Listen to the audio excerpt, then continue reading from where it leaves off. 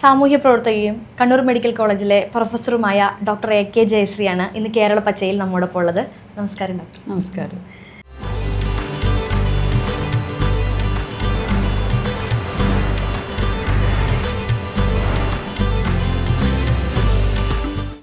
Doctor, കഴിഞ്ഞ 30 വർഷമായിട്ട് ആരോഗ്യരംഗത്ത് കേരളത്തിലുണ്ടായ മാറ്റങ്ങൾ എങ്ങനെയാണ് ഡോക്ടർ എന്ന നിലയിൽ വിലയിരുത്തുന്നത്? തീർച്ചയായിട്ടും കഴിഞ്ഞ 30 കൊല്ലം എന്ന് പറയുമ്പോൾ നമ്മുടെ ജനകീയാസൂത്രണത്തിന് ശേഷമുള്ള കാലമാണല്ലോ. അത് വലിയൊരു മാറ്റം ഉണ്ടാക്കി നമുക്ക് പറയാൻ പറ്റും. പേര് സൂചിപ്പിക്കുന്ന പോലെ തന്നെ ഓരോ ഗ്രാമസഭകൾ മുതൽ അല്ലെ പഞ്ചായത്തുകൾ മുതൽ നമുക്ക് വേണ്ടുന്ന മനുഷ്യരുടെ ആവശ്യങ്ങളെ ഉയർത്തിക്കൊണ്ടുവരാൻ കഴിയുന്നു എന്നുള്ളതാണ് ഒരു കാര്യം. പിന്നെ ഘടനാപരമായിട്ടുള്ളൊരു മാറ്റമാണല്ലോ. അപ്പോൾ പഞ്ചായത്ത് അധികാരികൾക്കൊക്കെ തന്നെ അവരുടെ പ്രാദേശികമായിട്ടുള്ള ഹെൽത്ത് സെൻ്ററുകളുടെ മുകളിലൊക്കെ ഒരു നോട്ടം സാധ്യമാണ്, അതിലുള്ള ഇടപെടൽ സാധ്യമാണ് എന്നുള്ളത്. ഞാൻ തന്നെ അതിനെക്കുറിച്ചൊരു ഇവാലുവേഷൻ കുറച്ച് മുമ്പ് നടത്തിയിട്ടുണ്ടായിരുന്നു. അപ്പോൾ അതുവഴി വലിയൊരു മാറ്റം നമുക്ക് കാണാൻ പറ്റും. എന്നുവെച്ചാൽ ഒന്ന്, ഇപ്പം മരുന്നുകളുടെ ലഭ്യതക്കുറവുണ്ടെങ്കിൽ അത് പരിഹരിക്കാൻ പറ്റും. അതുപോലെ തന്നെ ആവശ്യങ്ങൾ ഓരോ തലത്തിലുമുള്ള, ഇപ്പോൾ നമ്മുടെ ആരോഗ്യ സംവിധാനം എന്ന് പറയുന്നത് ഒരു ത്രിതല സംവിധാനമാണ്. അത് പ്രൈമറി ലെവൽ, സെക്കൻഡറി, അതായത് ജില്ലാ ആശുപത്രികൾ അങ്ങനെയുള്ള, പിന്നെ tertiary care centre, medical college. അപ്പോൾ ഇത് എല്ലാ തലങ്ങളിലും ഉള്ള മാറ്റങ്ങൾ കൊണ്ടുവരുന്നു എന്നുള്ളതാണ്. പ്രത്യേകിച്ച് ആർദ്രം മിഷൻ പ്രധാനമായിട്ടും ജില്ലാ തലത്തിലും താലൂക്ക് തലത്തിലുമൊക്കെയുള്ള ആശുപത്രികളെ കൂടുതൽ ശക്തിപ്പെടുത്തിയിട്ടുണ്ട്. അതിനു മുമ്പ് എല്ലാ മെഡിക്കൽ കോളേജുകളിലേക്ക് പോകേണ്ട അവസ്ഥയിൽ നിന്ന് പല സ്പെഷ്യാലിറ്റികളും പല സംവിധാനങ്ങളും ഈ ജില്ലാ ആശുപത്രികളിലും താലൂക്ക് ആശുപത്രികളിലും കൊണ്ടുവരാൻ പറ്റിയെന്നുള്ളതാണ്. പിന്നെ പ്രാഥമിക ആരോഗ്യ കേന്ദ്രങ്ങളിൽ കുറേ സെലക്ട് ചെയ്തിട്ട് ഫാമിലി ഹെൽത്ത് സെൻ്ററുകളാക്കി ഉയർത്തിയിട്ടുണ്ട്.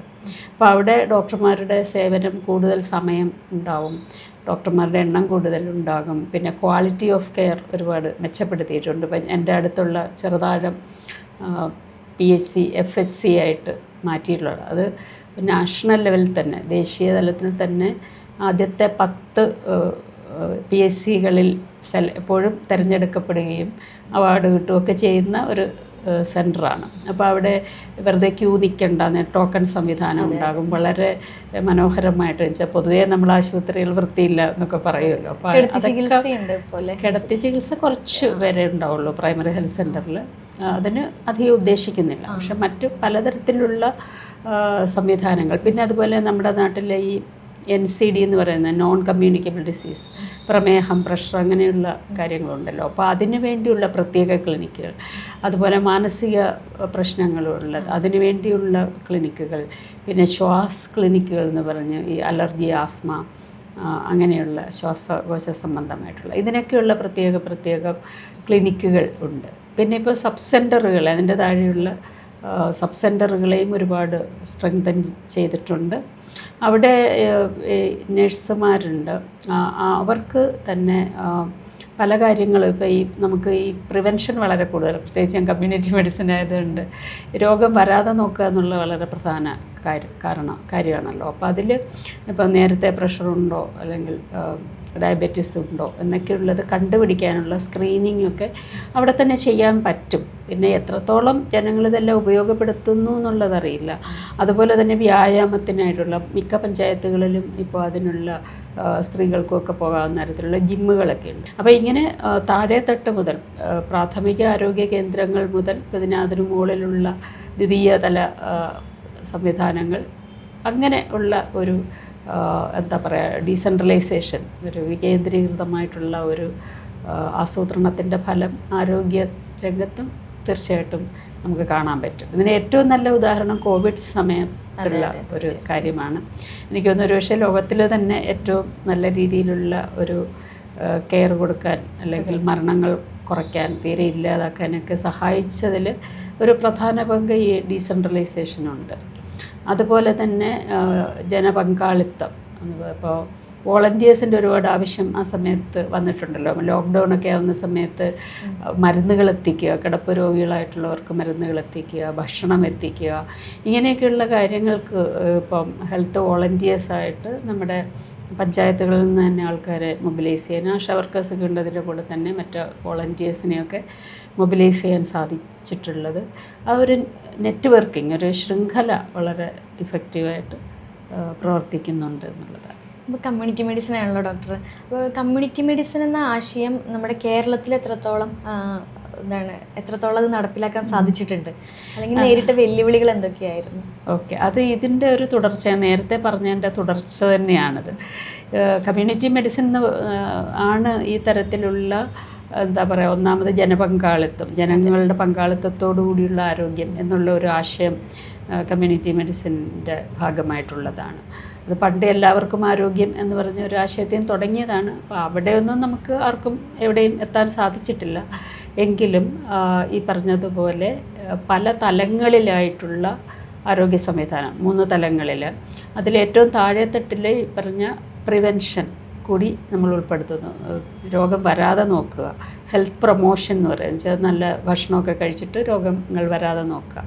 അതിൻ്റെ കൂടെ തന്നെ നമ്മൾ പാലിയേറ്റീവ് കെയർ ഇവിടെ കൊണ്ടുവന്നിട്ടുണ്ട് എന്നുള്ളതാണ്. അത് കേരളത്തിന് വളരെയധികം ആവശ്യമുള്ളതാണ്. അപ്പോൾ നമ്മൾ ഈ ആരോഗ്യത്തിൻ്റെ ഒരു നിർവചനം കൊടുക്കുമ്പോൾ തന്നെ നമ്മൾ കമ്മ്യൂണിറ്റി മെഡിസിനിൽ കൊടുക്കുന്ന ഒരു നിർവചനം എന്ന് പറഞ്ഞാൽ രോഗമില്ലാത്ത അവസ്ഥ മാത്രമല്ല, നമ്മുടെ ഒരു സുസ്ഥിതിയാണ്. നമ്മൾ എങ്ങനെ വെൽബീയിങ് എന്ന് പറയും, നമുക്ക് സാമൂഹ്യമായിട്ടും ഒക്കെയുള്ള ആരോഗ്യം, അതിനോടൊപ്പം പാലിയേറ്റീവ് കെയറും ഇപ്പം ചേർത്തിട്ടുണ്ട്. അതൊരു ഹോളിസ്റ്റിക് അപ്രോച്ച്. പാലിയേറ്റീവ് കെയറിൻ്റെ പ്രവർത്തനങ്ങൾ ഇപ്പോൾ നമ്മുടെ വീടുകളിലേക്ക്, ഇപ്പോൾ നമ്മുടെ അച്ഛമ്മ അപ്പൂപ്പൻ അവരൊക്കെ വയ്യാതെ കിടക്കുമ്പോൾ വാട്ടർ ബെഡ് അടക്കമുള്ള സജ്ജീകരണങ്ങൾ എത്തിക്കുന്നുണ്ട്. അതാണ് ഞാൻ പറഞ്ഞത്. ഇതൊക്കെ തന്നെ തദ്ദേശ സ്വയംഭരണ സ്ഥാപനങ്ങളിൽ നിന്ന് ഇതിനുള്ള ഒരുപാട് സപ്പോർട്ട് കിട്ടും. ഇതൊക്കെ വാങ്ങിച്ചു കൊടുക്കുക, ബെഡുകൾ, അങ്ങനെയുള്ള കാര്യങ്ങൾ. പിന്നെ വാഹനം, ചിലപ്പോൾ വീടുകൾ, ഹോം ബേസ്ഡ് കെയർ ഉണ്ട്. ഇപ്പം ഞങ്ങളുടെ ഡിപ്പാർട്ട്മെൻറ്റ് ഞങ്ങളും കുറേ വർഷങ്ങളായിട്ട് ഹോം ബേസ്ഡ് കെയർ കൊടുക്കുന്നുണ്ട്. അപ്പോൾ അത് ആദ്യകാലത്ത് നമ്മൾ ചാരിറ്റി ഓർഗനൈസേഷൻസുമായിട്ട് ചേർന്നാണ് ചെയ്തിരുന്നത്. പക്ഷേ നമുക്കിപ്പോൾ ഒരു പോളിസി ഉണ്ടല്ലോ, കേരള ഗവൺമെൻറ്റിന് പാലിയേറ്റീവ് കെയർ പോളിസി ഉണ്ട്. അത് വന്നതിന് ശേഷം ഈ ഡീസെൻട്രലൈസ്ഡ് പ്ലാനിങ്ങിൽ തന്നെ ഹെൽത്ത് സെൻ്ററുകളെ ഇത് ചെയ്യാനായിട്ടുള്ള ചുമതലയുണ്ട്. അപ്പോൾ ഹെൽത്ത് സെൻ്ററുകളും പഞ്ചായത്തും കൂടി ചേർന്നിട്ട് ഈ പറഞ്ഞ ഹോം ബേസ്ഡ് കെയർ ഒക്കെ ചെയ്യുന്നുണ്ട്. അപ്പോൾ അവിടെ നമ്മൾ മെഡിക്കൽ കോളേജിൽ നിന്നൊക്കെ ഞങ്ങൾ സപ്പോർട്ട് കൊടുക്കാറുണ്ട്. 2003 ഈ സഹയാത്രിക എന്നുള്ളൊരു ആശയം വരുന്നത്. അപ്പോൾ അന്ന് ഇതേപോലെ സഹയാത്രിക എന്നുള്ളൊരു ആശയം വരുമ്പോൾ അതും ഇതുപോലെ നടപ്പിലാക്കാൻ വേണ്ടി വന്ന ഒരു വെല്ലുവിളികൾ എങ്ങനെയായിരുന്നു? അതിപ്പോൾ ഈ സഹയാത്രിക ഇന്ന് അതിൻ്റെ ഒരു പ്രവർത്തനങ്ങൾ എങ്ങനെയാണ്? സഹയാത്രിക എന്താണെന്ന് ആദ്യം ഒന്ന് പറയാം വ്യൂവേഴ്സിന് വേണ്ടിയിട്ട്.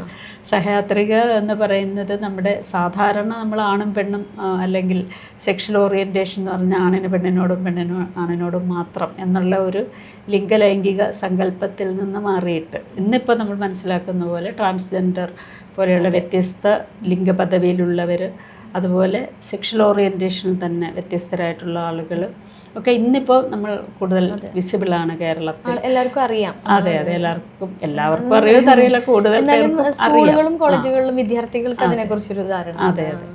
പക്ഷെ ആ കാലത്ത് നമ്മൾ ഒട്ടും അത് റിസപ്റ്റീവ് ആയിരുന്നില്ല. നമ്മളിത് ചെയ്യുമ്പോൾ നമ്മൾ ചെയ്യാനുള്ള ഒരു സാഹചര്യം എന്ന് പറഞ്ഞാൽ തന്നെ ചിലപ്പോൾ ഇങ്ങനെ സ്ത്രീകളെ ഇഷ്ടപ്പെടുന്ന തരത്തിലുള്ള കപ്പിളുകൾ, അല്ലെങ്കിൽ ആണുങ്ങളെ ഇഷ്ടപ്പെടുന്ന കപ്പിളുകൾ, അവരൊക്കെ എവിടെ പോകും എന്നറിയില്ല. പ്രത്യേകിച്ച് സ്ത്രീകളായിരിക്കുന്ന സമയത്ത് ട്രാൻസ്ജെൻഡർ മനുഷ്യർ. അപ്പോൾ ട്രാൻസ്ജെൻഡർ മനുഷ്യരും സ്ത്രീകളും മറ്റ് സിസ്ജെൻഡർ സ്ത്രീകളുമായിട്ടുള്ള ബന്ധം അങ്ങനെയൊക്കെ വരുന്ന സമയത്ത് അവരെ എവിടെയും ആരും അംഗീകരിക്കുന്നില്ല. ജോലി കിട്ടില്ല അവർക്ക്, പഠിക്കുന്ന സ്ഥലത്തുനിന്ന് ചിലപ്പോൾ പുറത്താകും.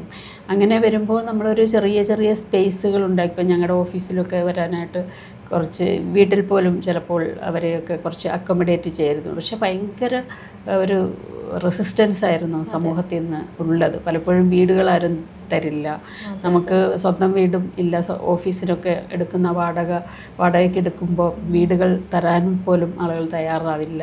അത്രയ്ക്കും പ്രശ്നങ്ങളായിരുന്നു. പിന്നെ ആ സമയത്ത് ഇത് നിയമവിരുദ്ധം പോലെ കണ്ടിരുന്നു. ഇപ്പോഴും അതൊക്കെ പറയുന്നുണ്ട്. IPC 377 എന്ന് പറഞ്ഞൊരു വകുപ്പുണ്ടായിരുന്നു. ഇപ്പോൾ അത് ഡീക്രിമിനലൈസ് ചെയ്തിട്ടുണ്ട്. അത് കുട്ടികൾക്കെതിരെയുള്ള അക്രമത്തിന് മാത്രമേ അത് ഉപയോഗിക്കാൻ പാടുള്ളൂ എന്നാണ്. അത് 2018 ആ നിയമം വന്നത്. അപ്പോൾ ആ നിയമത്തിന് മുമ്പ് മുമ്പും നിയമത്തിന് ശേഷവും വലിയ മാറ്റം ഉണ്ടായിട്ടുണ്ട്. പലപ്പോഴും ഞാൻ ഈ ഹെൽത്ത് റിലേറ്റഡ് ആയിട്ടുള്ള ക്ലാസ്സുകൾ എടുക്കാൻ പോകുമ്പോഴൊക്കെ ഞാൻ ആ വ്യത്യാസം അനുഭവിക്കുന്നുണ്ട്. എന്ന് വെച്ചാൽ നേരത്തെ ആണെങ്കിൽ ഇത് നിയമവിരുദ്ധമൊക്കെ ആയതുകൊണ്ട് ആരും ഇപ്പോൾ ഗവൺമെൻറ് സിസ്റ്റത്തിനൊന്നും ഇതൊട്ടും അപ്ഹോൾഡ് ചെയ്യാൻ പുറമെ പറയാൻ പറ്റില്ലായിരുന്നു. ആ സ്ഥലത്ത് ഇപ്പോൾ ഗവൺമെൻറ് ഒഫീഷ്യൽസ് തന്നെ ഇത് വേണ്ടിയിട്ടുള്ള സപ്പോർട്ടിങ് പോയിട്ട് ക്ലാസ് എടുക്കാൻ പറ്റുന്നുണ്ട്. അത് വലിയൊരു വ്യത്യാസം. അത് വ്യത്യാസം ഒന്നാമത് വന്നത് ഈ ട്രാൻസ്ജെൻഡർ ആളുകളെ ഗവൺമെൻറ് അംഗീകരിച്ചിട്ടുള്ള ഒരു സുപ്രീം കോടതി വിധി വന്ന നാൽസ ജഡ്ജ്മെൻ്റ് എന്ന് അറിയപ്പെടുന്ന 2014 വന്നിട്ടുള്ള ഒരു വിധിയുണ്ട്. അപ്പോൾ അതിലൊരു പറയുന്നത് ട്രാൻസ്ജെൻഡർ മനുഷ്യർക്ക് എല്ലാ മനുഷ്യരെ പോലെയുള്ള അവകാശങ്ങളുണ്ട്, അവർക്ക് വേണ്ട ക്ഷേമ പ്രവർത്തനങ്ങളെല്ലാം നടത്തി കൊടുക്കണം ഗവൺമെൻറ്റുകൾ എന്നുള്ള ഒരു വിധിയാണത്. അപ്പോൾ അതിനുശേഷം കുറേശ്ശെ മാറ്റങ്ങൾ വന്നു തുടങ്ങി.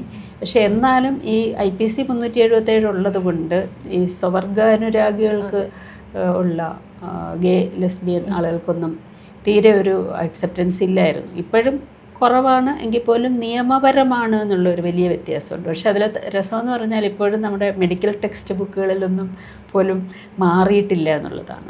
ആ മെഡിക്കൽ ടെക്സ്റ്റ് ബുക്കുകളിലൊക്കെ ഇത് വീണ്ടും പഴയ പോലെ നിയമവിരുദ്ധമാണ്, പ്രകൃതി വിരുദ്ധമാണ് എന്നൊക്കെയുള്ള തരത്തിൽ പഠിപ്പിക്കുന്നുണ്ട്. പക്ഷേ കുട്ടികൾക്കറിയാം, കുട്ടികൾക്ക് ഇപ്പോൾ ഒരുപാട് എക്സ്പോഷർ ഉണ്ടല്ലോ. ഇപ്പോൾ സോഷ്യൽ മീഡിയ അതെ, അവർ തന്നെ പറയാറുണ്ട്. ചിലപ്പോൾ സ്റ്റുഡൻസും ഉണ്ട്, ഇപ്പോൾ വ്യത്യസ്ത ജെൻഡർ വിഭാഗത്തിൽപ്പെടുന്ന സ്റ്റുഡൻസും ഉണ്ടല്ലോ മെഡിക്കൽ കോളേജിലൊക്കെ ഇപ്പോൾ എത്തുന്നുണ്ട്. പണ്ടൊന്നും അവർക്ക് തീരെ പഠിക്കാൻ പറ്റുന്നില്ല, ഇപ്പോൾ കുറച്ച് പേര് വരുന്നുണ്ട്. അപ്പോൾ അവർ പറയുന്നുണ്ട്, ഞങ്ങൾ പരീക്ഷ എഴുതുമ്പോൾ ഞങ്ങൾക്കെതിരായിട്ട് ഉള്ള ഉത്തരങ്ങൾ എഴുതേണ്ടി വരുന്നു, അത്തരം ചോദ്യങ്ങളാണ് വരുന്നതെന്നുള്ളത്. പക്ഷെ വലിയ മാറ്റമുണ്ട്. ഇനിയും നമുക്ക് ഈ പറഞ്ഞ പോലെ കുറേ മാറ്റങ്ങൾ വരുത്താനുണ്ട്. ഇപ്പോൾ 2003 സഹയാത്രിക തുടങ്ങുന്നത്. അപ്പോൾ ഈ പറഞ്ഞ പോലെ അതിനുശേഷം ചാന്തുപൊട്ട് എന്ന് പറഞ്ഞൊരു സിനിമ ഒക്കെ ഇറങ്ങുന്നുണ്ട്. അപ്പോൾ നമുക്ക് ഇങ്ങനെ ഒരു കളിയാക്കുന്നൊരു വിഭാഗമാണ്. ജനങ്ങളെ ബോധവൽക്കരിക്കാൻ ഭയങ്കരമായിട്ട് ബുദ്ധിമുട്ടുള്ളൊരു സമയം. ഭരണകൂടം പോലും വേണ്ട ഒരു അവെയർ നൽകാത്തൊരു സമയമാണ്. പക്ഷെ അവിടെ നിന്നൊക്കെ മാറി ശൈലജ ടീച്ചർ ഒക്കെ ഇങ്ങനൊരു മൂവ്മെൻറ്റിന് തുടക്കം കുറിക്കാൻ ശൈലജ ടീച്ചർ ഒരുപാട് സഹായിച്ചിട്ടുണ്ട്. അപ്പം സഹയാത്രിക അങ്ങനെ ഒരു സംഭവം, ഡോക്ടർ എങ്ങനെയാണ് ഇത് കേരളത്തിൽ ഇങ്ങനൊരു നമുക്കിങ്ങനെ അവരെ ഒപ്പം നിർത്തണം, കൂടെ നിർത്തണം എന്ന് പറയുമ്പം അങ്ങനെ ഒരു തോന്നൽ വരാനുണ്ടായ ഒരു പ്രചോദനം എന്താണ്? ഇത് പല കാലങ്ങളിലായിട്ട് പല തരത്തിൽ വന്നതാണ്. ഒന്ന് ഈ വിമൻസ് മൂവ്മെൻറ്റിൽ തന്നെ, വിമൻസ് മൂവ്മെൻറ്റായിട്ട് പലതരത്തിൽ ബന്ധപ്പെടുമ്പോൾ ഈ സ്ത്രീകളുടെ അതിനകത്ത് ലെസ്ബിയൻ ഒരു ആൾക്കാരുണ്ടാവുമല്ലോ. വിമൻസ് ഇപ്പോൾ നാഷണൽ ലെവലിലൊക്കെയുള്ള കോൺഫറൻസുകൾക്കൊക്കെ പോകുമ്പോൾ അവിടെ ലെസ്ബിയൻ അങ്ങനെ ഒരു ഇതുണ്ട്. പക്ഷേ അതിനകത്ത് തന്നെ അത് മാർജിനലൈസ് ചെയ്യപ്പെട്ട് കിടക്കുന്ന ഒരു കാര്യമാണ്. കേരളത്തിൽ പ്രത്യേകിച്ച്, കേരളത്തിൽ ഭയങ്കരമായിട്ട് എന്താ പറയുക, ഒരു മിഡിൽ ക്ലാസ് മോണോഗാമസ് ഫാമിലി നോം വളരെ ശക്തമാണ്. ഇവിടെ ഫാമിലി എന്ന് പറഞ്ഞാൽ ഒരു അച്ഛനും അമ്മയും ന്യൂക്ലിയർ ഫാമിലി എന്നുള്ളതാണ് ഒരു വളരെ അന്തസ്സുള്ള തരത്തിൽ കാണുന്നത്. അപ്പോൾ അതിന് പുറത്തുള്ളതിനെ ഒന്നും അക്സെപ്റ്റ് ചെയ്യാത്ത ഒരു കാര്യമായിരുന്നല്ലോ. അപ്പോൾ അതിനോട് എനിക്ക് ഒരിക്കലും യോജിക്കാൻ പറ്റില്ല. ഇപ്പോൾ ഡോക്ടർ എന്നുള്ള നിലയ്ക്കും പലരും എന്നെ സമീപിച്ചിട്ടുണ്ട്. അതുപോലെയുള്ള അതൊരു പ്രശ്നമാണ്, അവരനുഭവിക്കുന്ന ഒരുപാട് വിഷമങ്ങളൊക്കെ ആയിട്ട് ഒരു സൈക്കോളജിക്കൽ, കുറേ നാൾ കൗൺസിലിംഗ് ഒക്കെ ചെയ്യുമായിരുന്നു ആ സമയത്ത്, മെൻ്റൽ ഹെൽത്തിൽ വർക്ക് ചെയ്തിട്ടുണ്ട് ആ സമയത്ത്. അപ്പോൾ അങ്ങനെ പലരും സമീപിക്കുമ്പോൾ അവർ മനുഷ്യരാണല്ലോ. അപ്പോൾ അവരുടെ പ്രയാസങ്ങൾ നമുക്ക് ഉൾക്കൊള്ളേണ്ടി വരും. പ്രത്യേകിച്ചൊരു ഡോക്ടർ കൗൺസിലറൊക്കെ ആകുമ്പോൾ നമ്മൾ എമ്പതറ്റിക്കായിട്ട് എല്ലാവരോടും പെരുമാറണമെന്നാണ് നമ്മൾ പഠിക്കുന്നത്, നോൺ ജഡ്ജ്മെൻ്റലായിട്ട്. അങ്ങനെ നമ്മുടെ വാല്യൂസ് വെച്ചൊന്നും നമ്മൾ വേറെ ഒരാളെ ജഡ്ജ് ചെയ്യാൻ പാടില്ല. അപ്പോൾ അങ്ങനെയുള്ള ഒരു കാര്യമുണ്ട്. പിന്നെ HIV വന്ന സമയത്ത് ഗെയ്സ് ഉണ്ടല്ലോ, മെൻ ഹാവിങ് സെക്സ് വിത്ത് മെൻ എന്നൊക്കെ പറഞ്ഞിട്ടാണ്. അത് ആ പേര് തന്നെ പറയുന്നത് എന്താണെന്ന് വെച്ചാൽ അന്ന് ഇത് ഇല്ലീഗലാണ്. അപ്പം ഗവൺമെൻറ് തന്നെയാണ് HIV AIDS വിരുദ്ധ പ്രവർത്തനങ്ങൾ നടത്തുന്നത്. പക്ഷേ ഗവൺമെൻറ്റിന് ഗേ എന്നൊന്നും പറയാൻ പറ്റത്തില്ല. അതുകൊണ്ടാണ് എല്ലായിടത്തും ഇപ്പോഴും ആ പേരാണ് ഉപയോഗിക്കുന്നത്, മെൻ ഹാവിങ് സെക്സ് വിത്ത് മെൻ എന്നൊക്കെ പറഞ്ഞിട്ടാണ്. അപ്പോൾ അപ്പോഴും കൂടുതൽ ഇതിനെക്കുറിച്ചൊരു പഠിക്കേണ്ടി വന്നിട്ടുണ്ട്. അവരെക്കുറിച്ച് കൂടുതൽ പഠിക്കേണ്ടി വരും. അതിൽ ലെസ്ബിയൻസ് അധികം വരുന്നില്ല എങ്കിലും ഈ സെക്ഷുവാലിറ്റിയെ പറ്റി, സെക്ഷുവാലിറ്റിയിലെ വൈവിധ്യങ്ങളെപ്പറ്റി, ഡൈവേഴ്സിറ്റിയെ പറ്റിയൊക്കെ നമുക്ക് പഠിക്കേണ്ടി വന്നു. അപ്പോൾ എനിക്കതിൽ താല്പര്യം ഉണ്ടായിരുന്നത് കൊണ്ട് ഞാനത് കൂടുതൽ പഠിക്കുകയും ചെയ്തു. അതിൽ ഒരുപാട് നാൾ അതിൽ തന്നെ വർക്ക് ചെയ്തു. ഞാൻ വേറെ ഒരു വോളണ്ടറി ആയിട്ട് തന്നെ ഒരുപാട് കാലം ആ ഫീൽഡിൽ വർക്ക് ചെയ്തിരുന്നു. അപ്പോൾ അങ്ങനെയാണ് എനിക്ക് അതിലേക്ക് ഒരു താല്പര്യം വന്നത്. ഒരുപാട് പേരെ നമ്മൾ കാണുന്നു, അവരെ നേരിട്ട് കാണുകയും മനസ്സിലാക്കുകയും ചെയ്യുമ്പോഴാണ് നമുക്കുണ്ടായിരുന്ന നേരത്തെ ഉള്ള ധാരണകൾ പലതും തെറ്റാണെന്നും കൂടി നമ്മൾ വിചാരിക്കുന്നത്. പിന്നെ അന്ന് ആദ്യകാലത്തൊന്നും നമുക്ക് ഈ ട്രാൻസ്ജെൻഡർ തന്നെ എനിക്ക് തന്നെ ഒന്നും മനസ്സിലായിട്ടില്ല. അപ്പോൾ അതുകൊണ്ട് പലപ്പോഴും നമ്മൾ തെറ്റിദ്ധരിച്ച് ഇപ്പോൾ ഒരു ട്രാൻസ്ജെൻഡർ മാൻ നമ്മൾ പറയുന്നത്, ഇപ്പോൾ അവർ ഫീമെയിൽ അസൈൻഡ് ആയിരിക്കും, അവർ ജനിച്ച് വളർത്തിയത് അവരെ പെണ്ണായിട്ടായിരിക്കും. അപ്പം നമ്മളും തെറ്റിദ്ധരിച്ചിട്ട് അവർ ലെസ്ബിയൻ എന്ന് പറഞ്ഞിട്ടുണ്ട്. പക്ഷേ അവർ പറയുമ്പോഴാണ് നമുക്ക് മനസ്സിലാകുന്നത് ശരിയല്ല. എന്നുവെച്ചാൽ അവർ ഒരു ആണായിട്ടാണ് അവർ എക്സ്പീരിയൻസ് ചെയ്യുന്നത്. അപ്പം നമ്മൾ പുറമേ നിന്നിട്ടാണ് ഒരു ലെസ്ബിയൻ എന്ന് പറഞ്ഞുകൊണ്ടിരുന്നത്. അങ്ങനെയല്ല, അവർ ഹെറ്ററോസെക്ഷൽ റിലേഷൻ തന്നെയാണ്. അപ്പോൾ അങ്ങനെയൊക്കെയുള്ള ഒരുപാട് കാര്യങ്ങൾ നമ്മൾ പഠിക്കുകയാണ്. ഇപ്പോഴും പഠിച്ചു തീർന്നിട്ടൊന്നുമില്ല. നമ്മൾ പുതിയ പല കാര്യങ്ങളും എന്ന് വെച്ചാൽ അന്ന് മെഡിക്കൽ ടെക്സ്റ്റുകളിലാണെങ്കിലും സയൻസിലാണെങ്കിലും ഒന്നും തന്നെ ഇത്തരത്തിൽ ബയാസ്ഡ് ആയിട്ടാണ് ഉള്ള ലിറ്ററേച്ചറൊക്കെ ഉണ്ടായിരുന്നത്. ഇപ്പോഴും വളരെ കുറച്ച് ലിറ്ററേച്ചർ മാത്രമേ, എന്ന് വെച്ചാൽ അത് കുറച്ച് പഠനങ്ങൾ മാത്രമേ ഇതുമായിട്ടൊക്കെ ബന്ധപ്പെട്ടിട്ടുള്ളൂ. നമ്മൾ റിസർച്ച് ചെയ്ത് നോക്കുമ്പോഴും കുറച്ച് പഠനങ്ങളൊക്കെ വരുന്നുള്ളൂ. എയ്ഡ്സ് രോഗികൾക്കും ലൈംഗിക തൊഴിലാളികൾക്കൊക്കെ വേണ്ടി നടത്തിയ പ്രവർത്തനങ്ങളിലും ഇതേപോലെ ഏറ്റവും വെല്ലുവിളി നിറഞ്ഞ ഒരു പ്രവർത്തനമായിട്ട് ഡോക്ടർ ഒരു അനുഭവം പറയാം? പിന്നെ ഒന്നല്ല, എല്ലാ അനുഭവം വെച്ചാൽ ഭയങ്കര സ്റ്റിഗ്മയാണല്ലോ. HIV ആളുകൾക്ക് ഇപ്പം കുറച്ചൊക്കെ കുറഞ്ഞിട്ടുണ്ടെന്ന് എനിക്ക് തോന്നുന്നത്. നല്ല തെറ്റിദ്ധാരണ ഉണ്ടായിരുന്നല്ലോ. ഇപ്പം നമ്മൾ സാക്ഷര കേരള ആണെങ്കിൽ പോലും HIV-നെ കുറിച്ച് നമുക്ക് അതെ പേടിയും ഉണ്ടായിരുന്നു. ഇത് പകരുമോ, അടുത്തിരുന്നാൽ പകരുമോ, പലപ്പോഴും നമുക്ക് കാണിച്ചു കൊടുക്കേണ്ടി പോലും വന്നിട്ടുണ്ട്. ചിലപ്പോൾ പ്രസ് മീറ്റിങ്ങുകളിലൊക്കെ ഇങ്ങനെ നമ്മൾ ഒരേ പാത്രത്തിൽ നിന്ന് കഴിച്ചാൽ വരില്ല, അങ്ങനെ അത് കാണിച്ചു കൊടുക്കേണ്ടി വരും ഒരു പക്ഷേ. അല്ലെ അടുത്തിരുന്നാലോ കൈ പിടിച്ചാലൊന്നും വരില്ല. അപ്പോൾ ആളുകൾക്ക് അത് ബോധ്യപ്പെടുത്താൻ വേണ്ടി നമ്മൾ തന്നെ ഇങ്ങനെ ചെയ്ത് കാണിച്ചു. സോഷ്യൽ മീഡിയയിൽ ഈ ഇടയ്ക്ക് ഇതേപോലെ ജ്യൂസിൽ HIV ആളുടെ രക്തം കുത്തിവെച്ച് അത് കുടിച്ചു കഴിഞ്ഞാൽ പകരും, അങ്ങനെയൊക്കെയുള്ള ചില പ്രചരണം ഒരുപാട്. അന്നൊക്കെ പിന്നെ കൊതുക് കടിച്ചാൽ പകരുമോ എന്നൊക്കെ പോലുള്ള ചോദ്യങ്ങൾ ഉണ്ടായിരുന്നു. പക്ഷെ ഇപ്പം കുറേയൊക്കെ അത് മാറി. പക്ഷേ എന്നാലും ഇപ്പോഴും ആളുകൾക്ക് ശരിക്കുള്ള അവയർനെസ് ഇല്ല എന്ന് തോന്നുന്നുണ്ട്. ഇപ്പോൾ HIV കൂടി വരുന്നുണ്ട് എന്ന് പറയുന്നുണ്ടല്ലോ കേരളത്തിൽ. അപ്പോൾ അതെങ്ങനെ തടയാനായിട്ട് ഇപ്പം മരുന്നുകളുണ്ട്. ആക്ച്വലി അന്ന് മരുന്നുണ്ടായിരുന്നില്ല, ചികിത്സിക്കാൻ മരുന്നുണ്ടായിരുന്നില്ല. ഇപ്പോൾ ചികിത്സിക്കാൻ മരുന്നുണ്ട്. അതുകൊണ്ട് ആളുകളുടെ പേടി കുറച്ച് പോവുകയും ചെയ്തെന്ന് തോന്നുന്നുണ്ട്. അപ്പോൾ ചികിത്സിക്കാൻ പറ്റാത്തൊരു രോഗമായതുകൊണ്ട് നമുക്ക് പ്രിവെൻഷനാണ് ഏറ്റവും ഊന്നൽ കൊടുക്കുന്നത്, വരാതിരിക്കാനുള്ളത്. അത് പറയുമ്പോഴും എന്താണ്, എല്ലാവരും പറയും ബ്രഹ്മചര്യം പാലിക്കൂ എന്നാണ് പറയുന്നത്. വെച്ചാൽ സെക്സ് പാടില്ല, നിങ്ങളുടെ ഒരു പങ്കാളിയായിട്ട് മാത്രമേ സെക്സ് പാടുള്ളൂ. ഇതൊക്കെ നമുക്ക് പറയാമെങ്കിലും വാസ്തവത്തിൽ അങ്ങനെ അല്ലല്ലോ നടക്കുന്നത്. അങ്ങനെ അല്ലാതെ ഒരുപാടുണ്ട്. അങ്ങനെ വരുമ്പോഴേ നമ്മൾ ഇങ്ങനെ പറയുന്നതൊന്ന്, പ്രാക്ടീസ് ചെയ്യുന്ന വേറൊന്ന്. അപ്പോൾ അതുകൊണ്ട് ശരിക്കും പ്രായോഗികമായിട്ടുള്ളത് സേഫ് സെക്സ് പ്രാക്ടീസാണ്. സേഫ് സെക്സ് എന്ന് പറയുമ്പോൾ ഈ കോണ്ടം ഉപയോഗിക്കുക, അങ്ങനെയുള്ള കാര്യങ്ങളാണ്. അല്ലെങ്കിൽ പെനട്രേറ്റീവ് സെക്സ് ഒഴിവാക്കി മറ്റു തരത്തിലുള്ള സെക്സ്. ഹെൽത്ത് സെൻറ്റർ വഴിയൊക്കെ നമുക്കിപ്പോൾ അത് നല്ല എന്താണ് സൗജന്യമായൊക്കെ ലഭിക്കുന്ന രീതിയിലേക്കൊക്കെ എത്തിയിട്ടുണ്ട്. അതൊക്കെ എപ്പോഴും ഉണ്ട്. പക്ഷേ സൗജന്യമായിട്ട് കിട്ടിയാലും അത് കൊണ്ട് നടക്കൂ ആളുകൾ ഇല്ലല്ലോ. അതും സ്റ്റിഗ്മയാണല്ലോ. ഇപ്പോൾ കടയിൽ പോയി വാങ്ങിക്കാനും സ്റ്റിഗ്മയാണ്. പിന്നെ ഇപ്പോൾ ഫ്രീ ആയിട്ട് കൊടുത്താലും അതും കൊണ്ട് നടക്കാനും ഒക്കെയുള്ള അത് ഇപ്പോഴും കുറേയൊക്കെ ഉണ്ട്. പക്ഷെ എന്നാലും ഒരുപാട് കൂടിയിട്ടുണ്ട്. പണ്ടൊക്കെ ഒരു 5% കോണ്ടം യൂസ് ഉണ്ടായിരുന്നെങ്കിൽ ഇപ്പോൾ ഒരു 20% പറയുന്നുണ്ട്. അപ്പോൾ അങ്ങനെ കുറച്ച് മാറ്റങ്ങൾ വന്നിട്ടുണ്ട്. അപ്പം അത് ഭയങ്കര ചലഞ്ച് തന്നെയായിരുന്നു ആ സമയത്ത്. പ്രത്യേകിച്ച് ഒരുപാട് സ്റ്റിഗ്മ, ആളുകളെ വീട്ടിൽ നിന്ന് പുറത്താക്കുന്നു, അവരെ എവിടെ താമസിപ്പിക്കും. എൻ്റെ വീട്ടിൽ തന്നെ ഒക്കെ താമസിപ്പിച്ചിട്ടുണ്ട് ചിലപ്പോൾ ആൾക്കാരെ. എവിടെയും അവരെ താമസിപ്പിക്കാതെ വരുന്ന സമയത്ത് പിന്നെ സ്കൂളിൽ നിന്ന് പുറത്താക്കുക, പേരൻസിനുണ്ടെങ്കിൽ അവരുടെ കുട്ടികളെ സ്കൂളിൽ പഠിപ്പിക്കാതിരിക്കുക, അങ്ങനെ ഒരുപാട്. ഇപ്പോൾ ഒന്നും അത്രയില്ലെന്ന് തോന്നുന്നുണ്ട്, എന്നാലും തീരെ ഇല്ലെന്ന് പറയാൻ പറ്റില്ല. ഇപ്പോൾ കുറച്ചാൾ മുമ്പ് ഒരു സ്ത്രീ എന്നോട് പറഞ്ഞിരുന്നു, അവർക്ക് ഇതുപോലെ ഉണ്ട്, പോസിറ്റീവാണ്, പക്ഷേ അവർക്ക് ഗവൺമെൻറ്റിലൊന്നും പോകാൻ വയ്യ, അവിടെ ഒരുപാട് വേറെ ആളുകളൊക്കെ അറിയും, അപ്പോൾ എവിടെയെങ്കിലും പ്രൈവറ്റിൽ ഇതിന് ചികിത്സ കിട്ടുമോ എന്നൊക്കെ ചോദിച്ചിരുന്നു. അപ്പോൾ ഇങ്ങനെയൊക്കെ ഒരുപാട് പലരും നമ്മൾ നോക്കുന്ന സമയത്ത് പൂർണ്ണമായിട്ടും മറ്റ് രോഗങ്ങളെ പോലെ തന്നെ സ്റ്റിഗ്മ ഇല്ലാതായെന്ന് നമുക്ക് പറയാൻ പറ്റില്ല. എങ്കിലും അന്നത്തെ അവസ്ഥയിൽ നിന്നൊക്കെ ഒരുപാട് മാറ്റം വന്നിട്ടുണ്ട്. പിന്നെ സെക്സ് വർക്കേഴ്സിൻ്റെ അത് പിന്നെ പറയേ വേണ്ടത് ഇപ്പോഴും വളരെ പ്രശ്നം ഉള്ളൊരു കാര്യമാണ്. പക്ഷെ അത് അംഗീകരിച്ചിട്ടില്ല നമ്മുടെ എവിടെയും അംഗീകരിക്കാത്തൊരു കാര്യമാണ്. പക്ഷെ നാഷണൽ ലെവലിലൊക്കെ കുറേ മാറ്റം വന്നിട്ടുണ്ട്. അപ്പോൾ അതുകൊണ്ട് ഇവിടുത്തെ ഒരു പ്രശ്നം വെച്ചാൽ ഇവിടെ വളരെ കുറച്ച് പേരേ ഉള്ളൂ, പ്രത്യേകിച്ച് പരസ്യമായിട്ട് നിൽക്കുന്നവർ. പൊതുവേ നമുക്ക് ദാരിദ്ര്യമൊക്കെ കുറവായതുകൊണ്ട് തന്നെ ഇവിടെ വളരെ കുറച്ച് പേരേ ഉള്ളൂ. അപ്പോൾ എണ്ണം ഒരു വലിയ കാര്യമാണ്. അതേസമയം തൊഴിലായിട്ട് അംഗീകരിച്ചിട്ട് അങ്ങനെ ഒരു മനോഭാവമല്ലേ, തൊഴിലായിട്ട് അംഗീകരിച്ചിട്ടുണ്ടെന്ന് തന്നെയാണ് തോന്നുന്നത്. അല്ല, അതിൻ്റെ ഞാൻ പറഞ്ഞു അംഗീകാരം എന്ന് പറയുമ്പോൾ അതാ ഞാൻ പറഞ്ഞു, വിസിബിലിറ്റി, എണ്ണം, മാസ് ഒരു പ്രധാനമാണ്. ഇവിടെ എത്ര പേര് വരും, ഞങ്ങൾക്കിത് തൊഴിലാണ്, നമ്മുടെ തൊഴിലവകാശങ്ങൾ വേണമെന്ന് പറഞ്ഞിട്ട് മുന്നിലോട്ടൊരു വരാം. പക്ഷെ അതാണ് ഞാൻ പറഞ്ഞത്, ഇപ്പോൾ കൽക്കട്ടയിലൊക്കെ ആണെങ്കിൽ 10,000-കണക്കിന് സ്ത്രീകൾ തൊഴിൽ ചെയ്യുന്നത്. സോനാഗാച്ചി എന്ന് പറയുന്ന സ്ഥലത്തൊക്കെ പണ്ട് മുതലേ ഇങ്ങനെ അവർ ഒരുമിച്ച് ജീവിക്കുകയാണ്. അവർ ട്രഡീഷണലായിട്ട് തന്നെ അങ്ങനെ വരുന്നുണ്ട്, ട്രാഫിക്കിംഗ് ആയിട്ട് വരുന്നുണ്ട്, പലതരത്തിൽ വരുന്നുണ്ട്. അപ്പോൾ അവരുടെ അവകാശങ്ങൾക്കൊക്കെ വേണ്ടി അവർ 100-കണക്കിന് 1000-കണക്കിന് സ്ത്രീകൾ പുറത്തേക്ക് വരും. അപ്പോൾ അങ്ങനത്തെ ഒരു അന്തരീക്ഷം കേരളത്തിലില്ല. അപ്പോൾ ഇവിടെ എന്ത് പറ്റുമെന്ന് വെച്ചാൽ അവർക്കൊരിക്കലും പണ്ടൊക്കെ കുറച്ചൊക്കെ വന്നിട്ടുണ്ട് എന്നല്ലാണ്ട് അവർ മുന്നിലോട്ട് വരില്ല. അവർ അതുകൊണ്ട് രഹസ്യമായിട്ടാണ് ഇത് ചെയ്യുന്നവർ തന്നെ, വളരെ രഹസ്യമായിട്ട്. വീട്ടുകാർക്കും അറിയില്ല, പറയും നാട്ടിലും അറിയില്ല, വേറെ ഏതെങ്കിലും നാട്ടിൽ പോയിട്ടൊക്കെയാണ് ചെയ്യുന്നത്. അതിൻ്റെ കൂടെ അവർ വേറെ ജോലികളും ചെയ്യുന്നുണ്ടാവും. ഇത് മാത്രമൊന്നും എല്ലാവരും ചെയ്യുന്നത്.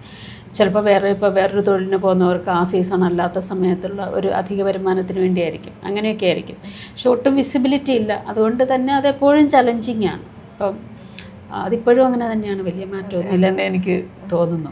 ഈ HIV ബാധിതരുടെ സ്വകാര്യത അതിനൊക്കെ സംബന്ധിച്ച്, അല്ലെങ്കിൽ അവരുടെ മെഡിസിൻ അതിനൊക്കെ സംബന്ധിച്ചിട്ട് സർക്കാർ ആശുപത്രികളിലൊക്കെ ഇപ്പോഴത്തെ ഒരു സേവനം എങ്ങനെയാണ്, അതിൻ്റെ ലഭ്യത എങ്ങനെയാണ്? അത് ആദ്യം മുതൽ തന്നെ HIV വന്നപ്പോൾ തന്നെ കേരളം വളരെ ചില സംസ്ഥാനങ്ങൾ മാത്രമേ സെലക്ട് ചെയ്തുള്ളായിരുന്നു. പക്ഷേ അപ്പോൾ കേരളം സെലക്ട് ചെയ്ത് എന്തുകൊണ്ടാണെന്ന് വെച്ചാൽ കേരളത്തിൽ കൂടുതലുള്ളതുകൊണ്ടല്ല, കേരളത്തിൽ ഏറ്റവും കുറവുള്ളൊരു സ്ഥലമാണ്. ഇപ്പോഴും അതെ, മറ്റ് സംസ്ഥാനങ്ങളെ നോക്കി കഴിഞ്ഞാൽ ഏറ്റവും കുറവാണ് കേരളത്തിൽ. കേരളം എടുത്തത് ഒരു കമ്പാരിസണ് വേണ്ടിയാണ്. അപ്പം വേറെ കൂടുതലുള്ള സംസ്ഥാനങ്ങളിൽ, അപ്പോൾ നമ്മുടെ ഇവിടെ തീരെ കുറവായതുകൊണ്ട് എല്ലാത്തിനും ഒരു സ്റ്റാൻഡർഡൈസേഷന് വേണ്ടിയിട്ട്, ഒരു കമ്പാരിസന് വേണ്ടിയിട്ട് കേരളം എടുക്കാറുണ്ട്. അങ്ങനെയാണ് കേരളം എടുത്തത്. അതുകൊണ്ട് ആദ്യ സമയം മുതൽ തന്നെ അതിനുള്ള സേവനം എല്ലാം കേരളത്തിലുണ്ട്. അപ്പോൾ ആദ്യകാലത്തുള്ളത് എന്ന് പറഞ്ഞാൽ ഈ ICTC എന്ന് പറഞ്ഞൊരു, ഇപ്പം integrated counselling and testing centre എന്ന് പറയും. അത് ടെസ്റ്റ് ചെയ്യുന്ന, കൗൺസിലിംഗ് കൊടുത്തിട്ട് ടെസ്റ്റ് ചെയ്യാൻ പാടുള്ളൂ എന്നതിന് വെച്ചാൽ, പെട്ടെന്ന് ടെസ്റ്റ് ചെയ്ത് പോസിറ്റീവ് എന്ന് പറഞ്ഞാൽ ആളുകൾ ആത്മഹത്യയൊക്കെ ചെയ്യും, പെട്ടെന്ന് പോയി മരിക്കുകയൊക്കെ ചെയ്യും. അതുകൊണ്ട് കൗൺസിലിംഗ് കൊടുക്കണം.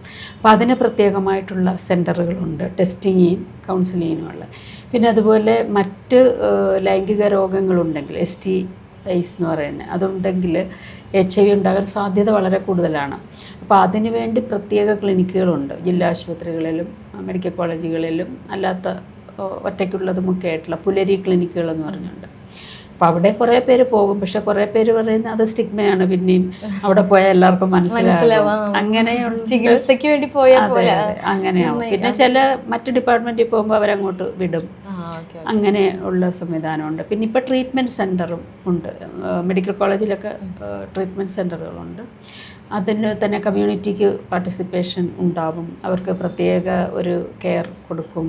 അതിന് പ്രത്യേക സംവിധാനങ്ങളുണ്ട്. മരുന്നൊക്കെ കേരളത്തിൽ എപ്പോഴും അവൈലബിളാണ്. അത് വലിയൊരു കാര്യമാണ്. അത് ഈ പറഞ്ഞ പോലെ മറ്റ് സംസ്ഥാനങ്ങളിലൊക്കെ പലപ്പോഴും മരുന്ന് കിട്ടാതെ വരും. പക്ഷേ കേരളത്തിൽ അങ്ങനെ വരാറില്ല, മരുന്ന് എപ്പോഴും കിട്ടുന്നുണ്ട്. ഡോക്ടർ കുറേ വർഷങ്ങളായി സാമൂഹ്യ പ്രവർത്തന രംഗത്തും മലയാളികൾക്ക് പ്രത്യേകിച്ച് ഈ മുഖം പരിചിതമാണ്. അപ്പോൾ ഈ കഴിഞ്ഞ 10 വർഷത്തിൽ നമുക്ക് കേരളം ഒരുപാട് മാറ്റങ്ങൾക്ക്, ഇപ്പോൾ നമ്മുടെ അടിസ്ഥാന സൗകര്യങ്ങൾ മുതൽ നമുക്ക് വളരെ മാറ്റങ്ങൾ വന്നിട്ടുണ്ട്. അപ്പോൾ ഈ മാറ്റങ്ങൾ ഡോക്ടറുടെ ഒരു മേഖലയിൽ വന്നിട്ടില്ലേ? ഡോക്ടർ അതിനെ എങ്ങനെയാണ് വിലയിരുത്തുന്നത്? അതെ, അത് ഞാൻ നേരത്തെ സൂചിപ്പിച്ചല്ലോ. നമ്മൾ ഒന്ന് ആർദ്രം മിഷൻ, ഈ ഗവൺമെൻറ്റും അതിന് മുമ്പുള്ള ഗവൺമെൻറ് വന്നപ്പോഴാണ് ആർദ്രം മിഷൻ വന്നത്. അപ്പോൾ ആർദ്രം മിഷൻ വരുന്ന സമയത്ത് നമ്മൾ അതിനു മുമ്പേ ഈ ആരോഗ്യ മേഖലയിൽ ഒരുപാട് റിസർച്ചുകളും കാര്യങ്ങളും ഒക്കെ ചെയ്തിട്ടുള്ളതും ഒക്കെ, അതൊക്കെ അത് കൺസിഡർ ചെയ്തു എന്നുള്ളതാണ്. നമ്മൾ എങ്ങനെയായിരിക്കണം കേരളത്തിൻ്റെ സംവിധാനം മെച്ചപ്പെടുത്തേണ്ടത്. അതാണ് ഞാൻ നേരത്തെ പറഞ്ഞത്, ത്രിതല സംവിധാനത്തിൽ എല്ലാ തലങ്ങളിലും ഉള്ള സ്ട്രെങ്തനിങ്, അതിൻ്റെ ഒരു നെറ്റ്വർക്കിംഗ്, അതുപോലെയുള്ള കാര്യങ്ങൾ കൊണ്ടുവന്നു. പക്ഷേ പൊതുവേ ഇപ്പോൾ ലോകത്തിലെല്ലാം തന്നെ ഒരു നവലിബറൽ എക്കോണമിയാണല്ലോ. അപ്പോൾ അതിൻ്റെ ഭാഗമായിട്ട് ഈ സേവന മേഖലയിലെ ക്ഷേമ പ്രവർത്തനങ്ങൾക്കുള്ള ഫണ്ടൊക്കെ കട്ട് ചെയ്തിട്ടുണ്ട്. അപ്പോൾ അതിൽ കേരളത്തിനും അതിൻ്റേതായ ക്രൈസിസ് ഉണ്ടാവും. എന്നുവെച്ചാൽ ഇപ്പോൾ ഹെൽത്ത് ബഡ്ജറ്റ് ഇപ്പോഴും നമ്മൾ പറയുന്ന ഏത് രാജ്യത്തും 5% ഹെൽത്തിന് വേണ്ടിയിട്ട് മാറ്റി വയ്ക്കണമെന്നാണ്. പക്ഷേ ഇന്ത്യയിൽ ഇപ്പോഴും അത് 1.5%, 1% ഉള്ളൂ. അപ്പോൾ അതിൽ വളരെ കുറഞ്ഞു വരികയാണ്. അപ്പോൾ അങ്ങനത്തെ ചലഞ്ചസ് ഉണ്ട്. അത് കേരളത്തിലും ഉണ്ട്. പ്രൈവറ്റ് മേഖല ഒരുപാട് സ്ട്രെങ്തൻഡായി. അപ്പോൾ അതിനെ കൗണ്ടർ ചെയ്യാൻ ഇപ്പം പലതിൽ ചിലപ്പോൾ പബ്ലിക് പ്രൈവറ്റ് പാർട്ട്ണർഷിപ്പ് വേണ്ടി വരും. അപ്പോൾ അങ്ങനെയൊക്കെ അത് ഉപയോഗപ്പെടുത്താനും ഗവൺമെൻറ് ശ്രദ്ധിക്കാറുണ്ട്. ഇപ്പോൾ ഉദാഹരണത്തിന് ഇപ്പം ട്രാൻസ്പ്ലാന്റേഷൻസ്, പല അവയവ മാറ്റങ്ങളൊക്കെ ചിലപ്പോൾ പ്രൈവറ്റുമായിട്ടും കൊളാബറേറ്റ് ചെയ്യേണ്ടി വരാറുണ്ട്. ഹാർട്ടിൻ്റെ ചില ചികിത്സകൾ. അപ്പോൾ അങ്ങനെ അല്ലാതെ അത് ബുദ്ധിമുട്ടായതുകൊണ്ട് അങ്ങനെയും പോകാറുണ്ട്. അപ്പോൾ അതിലൊക്കെ ഒരു വിഷനോടുകൂടി തന്നെ നമ്മൾ കഴിയുന്നത്ര ചെയ്യുന്നുണ്ട് എന്നാണ് എൻ്റെ ഒരു തോന്നൽ. ഇപ്പോൾ ഡോക്ടറുടെ സംസാരത്തിൽ തന്നെ നമുക്ക് പല ഇന്ത്യയിലെ മറ്റ് സംസ്ഥാനങ്ങൾ വെച്ച് നോക്കുമ്പോൾ കേരളം ഒരുപാട് മെച്ചപ്പെട്ടതാണ്. ഇപ്പം ട്രാൻസ്ജെൻഡേഴ്സിൻ്റെ കാര്യത്തിലാണെങ്കിലും കമ്മ്യൂണിറ്റി മെഡിസിൻ്റെ കാര്യത്തിലാണെങ്കിലും മൊത്തത്തിൽ എല്ലാ രീതിയിലും.